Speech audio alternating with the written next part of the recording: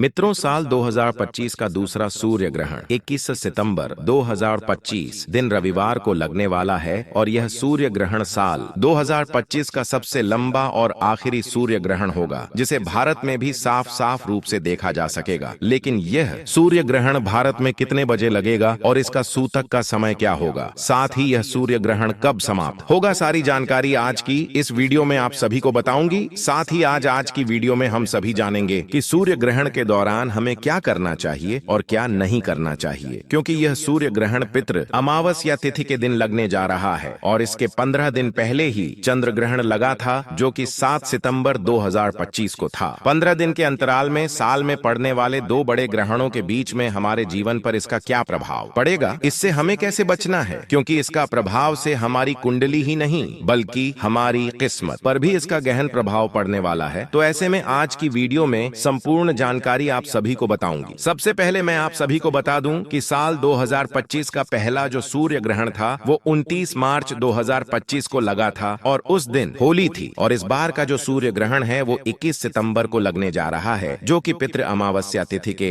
दिन पड़ेगा और इसके अगले दिन से ही नवरात्रि प्रारंभ हो जाएगी। तो ऐसे में इस दिन हमें क्या करना है, पितृ अमावस्या के दिन क्या हमें पितरों को तर्पण देना है या नहीं देना है, ग्रहण के प्रभाव से हमें कैसे बचना है। साथ ही आज मैं आप सभी को बताऊंगी कि इस सूर्य ग्रहण के समय में गर्भवती महिलाओं को कौन कौन सी सावधानी जरूर बरतनी है, क्योंकि इस दौरान उन्हें क्या करना है क्या नहीं करना है। साथ ही में उन्हें कौन से ऐसे उपाय जरूर करने होंगे ताकि उनके होने वाले शिशु पर इस सूर्य ग्रहण का प्रभाव बिल्कुल भी ना पड़ पाए, क्योंकि जैसा कि मैंने आप सभी को बताया कि 15 दिन के अंतराल में ही दो बड़े ग्रहण पड़े हैं, तो इससे आप सभी को अपने आप को और आने वाले शिशु को बिल्कुल ही सुरक्षित रखना होगा। तो मित्रों, आप सभी को इस वीडियो के माध्यम से साल 2025 के दूसरे और सबसे बड़े सूर्य ग्रहण की संपूर्ण जानकारी मिलेगी, इसलिए मेरा निवेदन है आपसे कि इस वीडियो को लास्ट तक जरूर देखिएगा। अपने हर एक काम को साइड में रखकर इस वीडियो को बड़े ही ध्यान से देखने के बाद में आप सभी को ज्यादा से ज्यादा अपने पड़ोसी और रिश्तेदार के साथ इस वीडियो को शेयर करना भी बिल्कुल मत भूलिएगा। साथ ही सूर्य ग्रहण के इस वीडियो को लाइक करके चैनल भक्ति में शक्ति को सब्सक्राइब करके पास वाला बेल आइकॉन जरूर प्रेस कीजिएगा, ताकि आने वाली हर वीडियो का नोटिफिकेशन सबसे पहले आपको मिल सके और व्रत पर्व से जुड़ी संपूर्ण जानकारी और निजी जीवन से जुड़ी हर समस्या का समाधान आप सभी को सबसे पहले मिल सके। तो मित्रों, साल 2025 में कुल 4 ग्रहण पड़े हैं, जिनमें से 2 सूर्य ग्रहण और 2 चंद्र ग्रहण हैं। यानी कि इस साल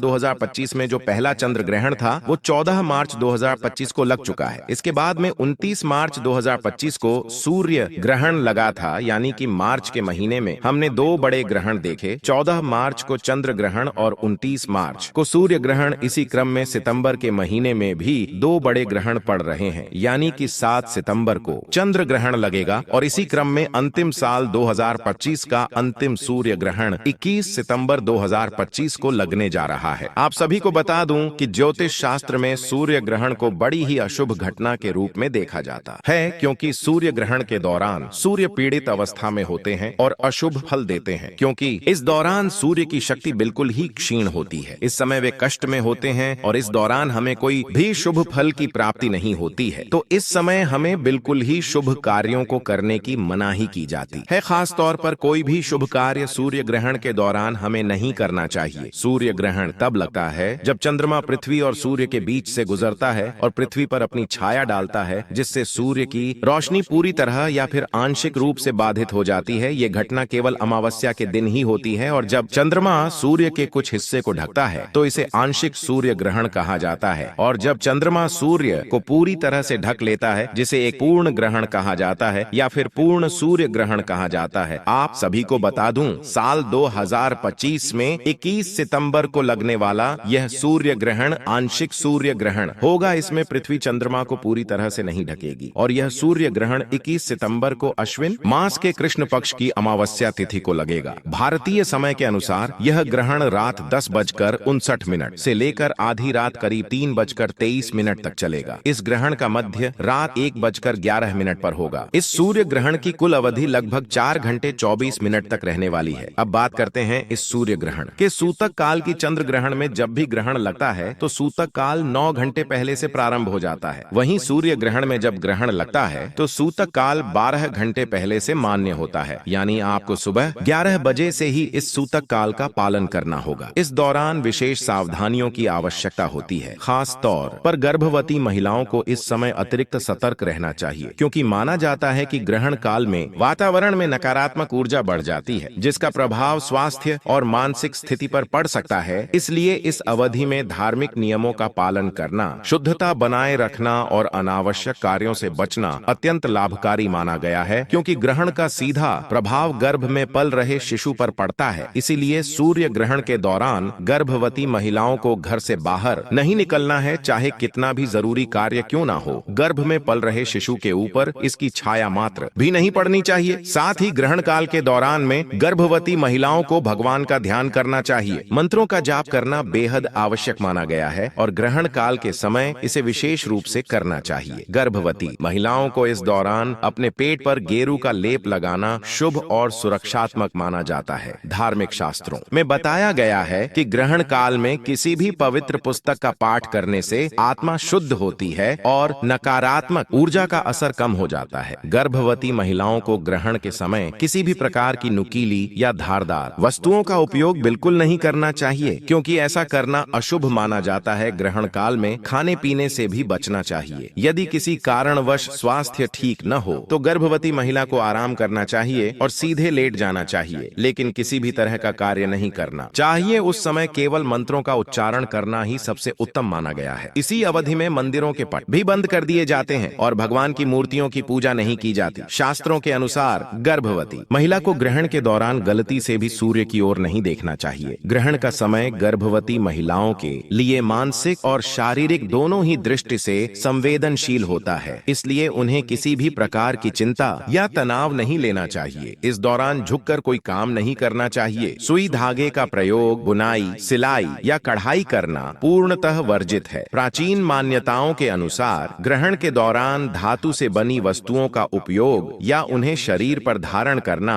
गर्भवती महिला के लिए ठीक नहीं माना जाता। जैसे ही ग्रहण समाप्त होता है, गर्भवती महिला को स्नान अवश्य करना चाहिए। इस समय गंगा जल से स्नान विशेष पवित्र माना गया है। अपने शरीर पर गेरू का लेप लगाने से पहले ही ग्रहण का दुष्प्रभाव कम हो जाता है और बाद में गंगा जल का छिड़काव करने से शुद्धि प्राप्त होती है। ग्रहण समाप्त होने के बाद कपड़े बदलना भी आवश्यक है। ग्रहण के समय भोजन में तड़का या छौंक लगाना मना है। इसी के साथ यह भी ध्यान रखना चाहिए कि ग्रहण काल में पति पत्नी को शारीरिक संबंध बनाने से बचना चाहिए, अन्यथा घर की सुख शांति प्रभावित हो सकती है। जिनकी कुंडली में राहु केतु का दोष है, उन्हें ग्रहण काल में घर से बाहर नहीं निकलना चाहिए। यह भी कहा जाता है कि ग्रहण के समय तेल मालिश करने से त्वचा संबंधी रोग उत्पन्न हो सकते हैं। तुलसी के पत्तों का इस समय विशेष महत्व है। ग्रहण काल में तुलसी तोड़ना अशुभ माना जाता है, इसीलिए ग्रहण से पहले ही तुलसी के पत्ते तोड़कर भोजन और पानी में डाल लेना चाहिए। ग्रहण के दौरान रखा भोजन नष्ट मानकर त्याग देना चाहिए, लेकिन यदि ऐसा संभव न हो तो तुलसी या कुशा डाले हुए भोजन को ग्रहण समाप्त होने के बाद सेवन किया जा सकता है। जैसे ही ग्रहण खत्म हो, घर की सफाई करनी चाहिए। नमक मिले पानी से पोंछा लगाना और गंगा जल का छिड़काव घर के हर कोने में करना जरूरी है, ताकि नकारात्मक शक्तियों का प्रभाव समाप्त हो जाए। इस दौरान यात्रा से बचना चाहिए और घर के किसी भी सदस्य को बिना आवश्यकता के बाहर नहीं जाना चाहिए। सूर्य ग्रहण का प्रभाव सभी के जीवन पर पड़ता है, इसलिए कुछ विशेष बातों का ध्यान रखना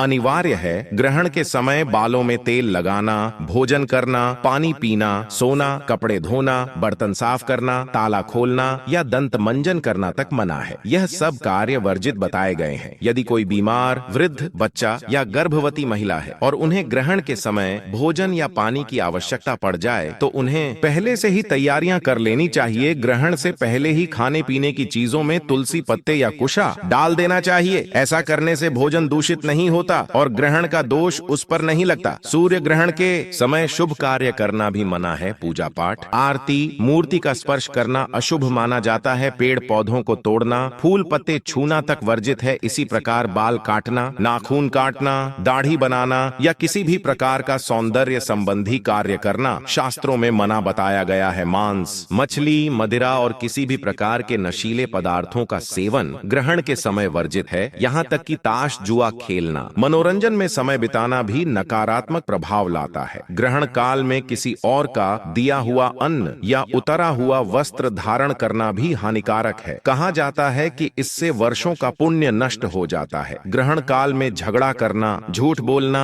बुरे विचार रखना या कपट करना भी भारी पाप माना गया है। इस समय मन और बुद्धि पर नकारात्मक प्रभाव पड़ता है। उससे बचने के लिए भगवान का नाम जपना सबसे अच्छा उपाय है। ओम सूर्याय नमः, ओम भास्कराय नमः जैसे मंत्रों का जाप करने से विशेष लाभ प्राप्त होता है। ग्रहण समाप्त होते ही गंगा जल से स्नान करना, घर में झाड़ू पोछा लगाना और गंगा जल का छिड़काव करना अनिवार्य है। उसके बाद दान करना भी बहुत शुभ माना जाता है। ब्राह्मण या जरूरतमंद व्यक्ति को अन्न, वस्त्र और धन का दान करने से पुण्य की प्राप्ति होती है और पाप कर्म समाप्त होते हैं। ग्रहण के बाद कुछ विशेष उपाय करने से जीवन की कठिनाइयां दूर होती हैं। धन लाभ के लिए श्री सूक्त का पाठ करना चाहिए। इससे धन के स्रोत खुलते हैं और घर में समृद्धि आती है। गौ माता को गुड़ और रोटी खिलाना भी शुभ फलदायी है। नजर दोष से मुक्ति के लिए पीपल के पेड़ के नीचे काले तिल और सरसों के तेल का दीपक जलाना चाहिए। यदि कुंडली में सूर्य नीच स्थिति में हो, मंगल दोष या शनि दोष हो, तो ग्रहण काल के बाद सूर्य मंत्र का जाप करें और चांदी के बर्तन में दूध भरकर शिवलिंग पर अर्पित करें। फिर सूर्य देव को जल चढ़ाएं। बीमारियों से मुक्ति के लिए तुलसी दल और गंगा जल से स्नान करके भगवान विष्णु का ध्यान करना चाहिए। नौकरी और व्यापार में वृद्धि के लिए सूर्य ग्रहण के बाद तुलसी माता के सामने शुद्ध घी का दीपक जलाकर उसमें अक्षत और रोली डालें। इससे नौकरी और व्यापार की सभी बाधाएं दूर हो जाती हैं और सफलता प्राप्त होती है। ग्रहण के प्रभाव का आकलन हर व्यक्ति की कुंडली के अनुसार भिन्न होता है। किसी की राशि पर राहु केतु का असर अधिक हो तो उसे अधिक सावधानी रखनी चाहिए। इसलिए हर व्यक्ति को अपनी जन्म पत्री के अनुसार उपाय करना चाहिए। ग्रहण काल में किए गए उपाय कभी व्यर्थ नहीं जाते। इस समय किया गया जाप, दान और व्रत जीवन की हर कठिनाई को दूर कर सकता है। जो लोग नियमित रूप से इन नियमों का पालन करते हैं उन्हें सुख, शांति और समृद्धि की प्राप्ति होती है। हर एक भक्त को यह ध्यान रखना चाहिए कि ग्रहण केवल एक खगोलीय घटना नहीं है, बल्कि इसका आध्यात्मिक और ऊर्जात्मक प्रभाव भी गहरा होता है। इसलिए सही नियमों और उपायों का पालन करने से न केवल वर्तमान जीवन में लाभ मिलता है, बल्कि आने वाले समय की परेशानियों से भी मुक्ति मिलती है।